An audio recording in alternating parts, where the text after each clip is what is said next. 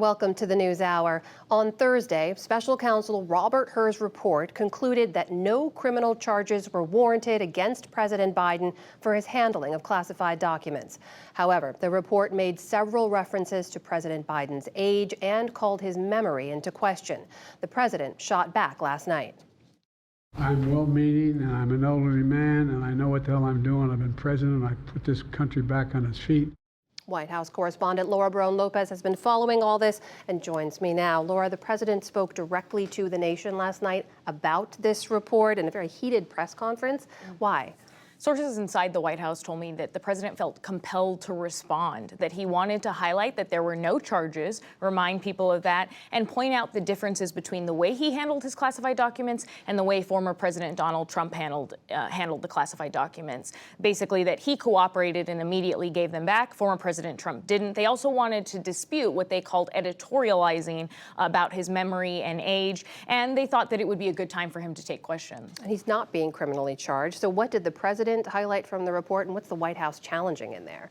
Specifically, the president wanted to talk about the parts of the report where Robert Hur, the special counsel, said that he did not willfully retain classified documents, talking about classified Afghanistan documents as well as others, and that they felt as though there was no real evidence to say that the president intentionally did this. He also got emotional about the parts of the report that had to do with his son, Beau Biden, specifically that the report said that the president did not remember, even within several years, when his son, Beau, died. And so the White House was really angered by that. The president was angered by that, and you saw that in his remarks. The White House basically universally felt, everyone in there, the White House official that I spoke to told me that the special counsel, they felt as though the special counsel was performing for, quote, MAGA Republicans, and that it was time for the president to respond to that. It's a very strong emotional response from the president on that. Well, the White House did continue to respond today, and they're announcing a task force, right? What will that do?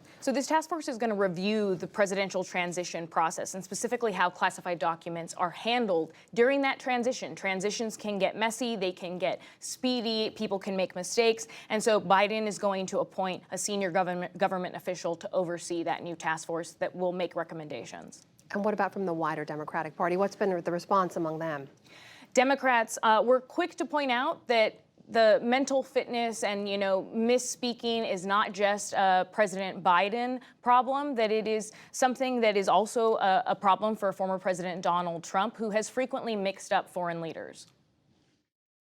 Viktor Orban, did anyone ever hear of him? He's probably like one of the strongest leaders anywhere in the world. And he's the leader of, right? He's the leader of Turkey, fronts on both Russia.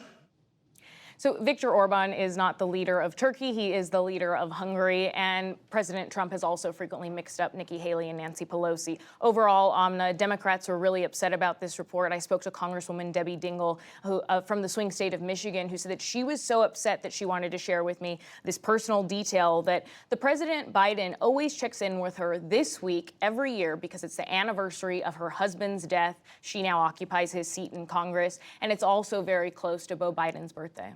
This is an issue that has been plaguing the president, will likely continue to plague him through his reelection campaign.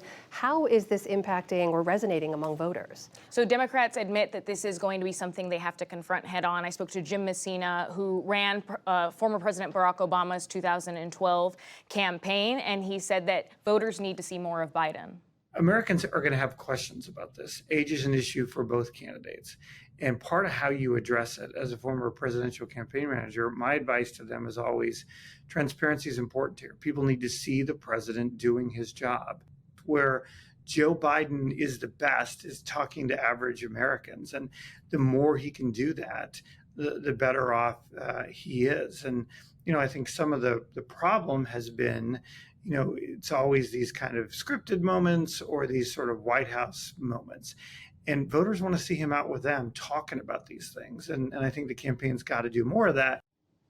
But I also spoke to a Democratic state party chair who told me that every time that they knock on doors to talk to voters, voters ask them questions like, why didn't Joe Biden retire and pass the torch to the younger generation? So across the board, the Democrats that I spoke to said that the campaign, that they themselves need to take it head on, the president's age. And when they take that head on, they tend to pivot to, with age comes experience, Amna. Laura Barone Lopez, thank you as always. Thank you.